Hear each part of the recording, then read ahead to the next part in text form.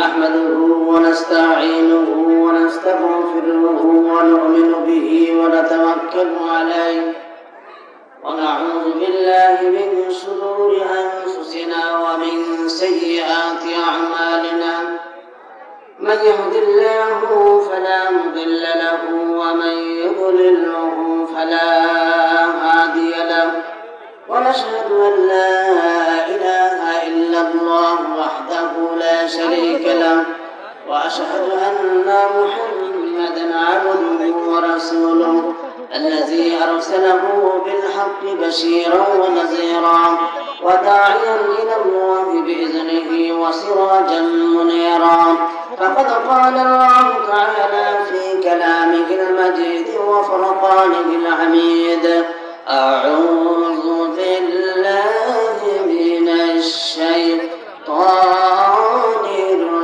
الرجيم بسم الله الرحمن الرحيم سبحان الذي أسرى بعبده ليلا من المسجد الحرام إلى المسجد الأقصى الذي باركنا حوله لنريه من آياتنا إنه هو السميع البصير وعن أوس بن شرحبيل أنه سمع رسول الله صلى الله عليه وسلم يقول من مشى مع ظالم ليطغيه وهو يعلم إنه ظالم فقد خرج من الإسلام أو كما قال عليه الصلاة والسلام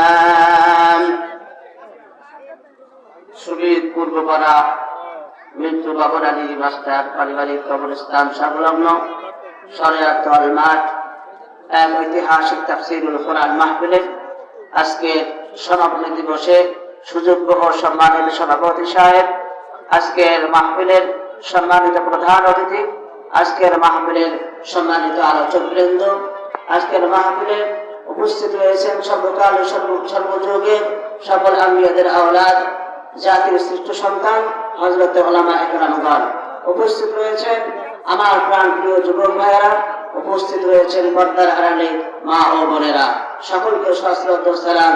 আসসালামু আলাইকুম ওয়া রাহমাতুল্লাহি ওয়া বারাকাতুহু। আল্লাহ রাব্বুল আলামিন আমাদেরকে মেহেরবানি করে এই মাহফিলে আসার তৌফিক করে দিয়েছেন, এই জন্য শুকরিয়া জ্ঞাপন করি আলহামদুলিল্লাহ। সর্বকালের সর্বযুগের সকল আম্বিয়াদের সরদার হযরত রাসূল করিম সাল্লাল্লাহু আলাইহি ওয়াসাল্লামের উপরে দরুদ শরীফ পাঠ করে সকলে বলি সাল্লাল্লাহু আলাইহি ওয়াসাল্লাম।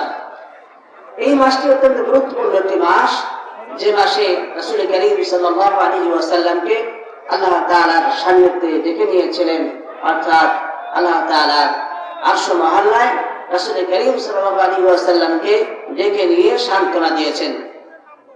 রাসূল করিম সাল্লাল্লাহু আলাইহি ওয়াসাল্লামের স্ত্রী হযরত খাদিজা রাদিয়াল্লাহু তাআলা আনহা এই মাসে ইন্তেকাল করেছেন, দুনিয়ার জমিন থেকে চলে গিয়েছেন। এই জন্যই আল্লাহ রাব্বুল আলামিন রাসূল করিম সাল্লাল্লাহু আলাইহি ওয়াসাল্লামকে সান্ত্বনা দেওয়ার জন্য রাসূল করিম সাল্লাল্লাহু আলাইহি ওয়াসাল্লামের ভারাক্রান্ত মনকে খুশি করার জন্য তার সান্নিধ্যে ডেকে নিলেন।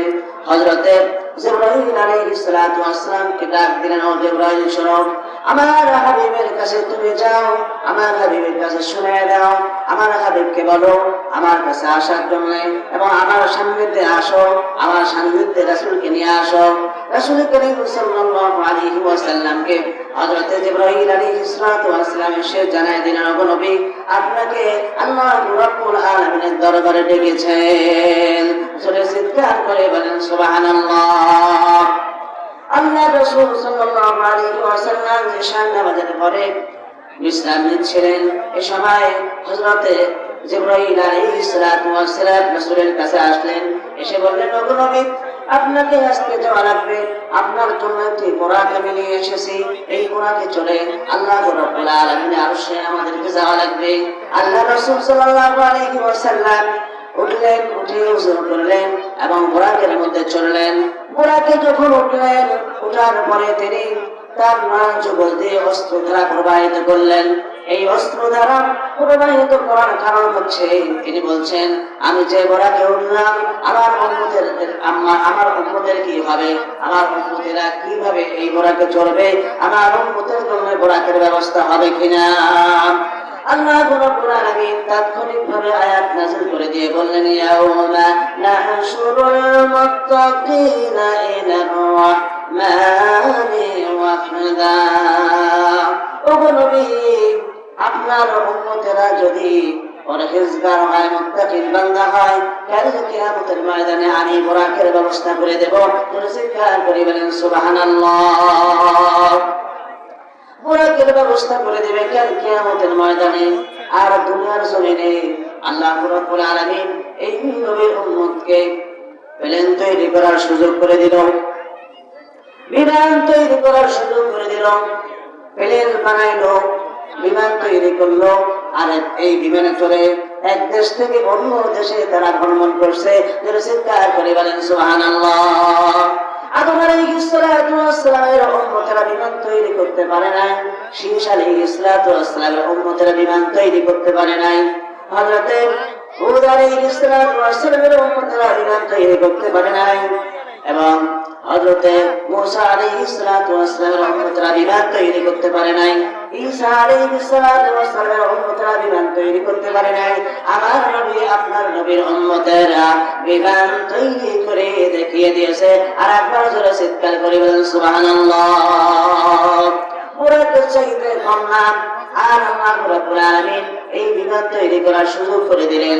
আমাদের বাংলাদেশ থেকে মক্কাতুল মুকাররমা মদিনাতুল মুনাওয়ারা যাওয়ার সুযোগ করে দিলেন। চিৎকার করে বলেন সুবহানাল্লাহ।